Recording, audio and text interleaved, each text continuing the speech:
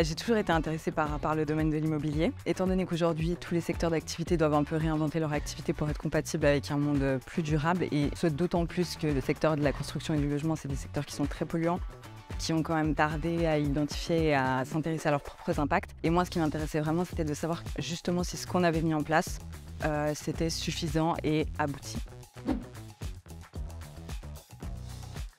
Je pense que mon travail de bachelor, il a deux principaux apports. Donc le premier, c'est un outil d'évaluation qualitatif des écoquartiers qui reste quand même assez simple, qui évite de se perdre trop dans les détails techniques et qui du coup est applicable à l'ensemble des écoquartiers du canton.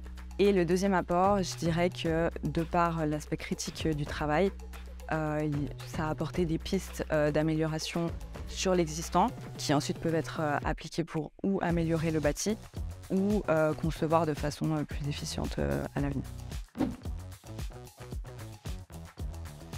La durabilité, c'est vraiment l'affaire de tous finalement.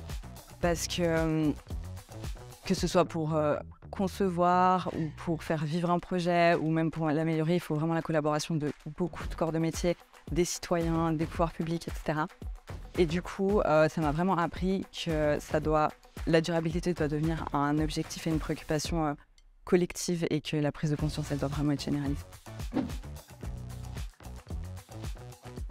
Aujourd'hui, je travaille dans l'immobilier.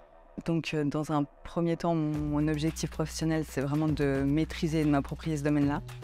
Et après, sur le long terme, pourquoi pas avoir un poste qui est vraiment en lien en direct avec la durabilité, par exemple, au travers de la conception ou du développement de projets immobiliers.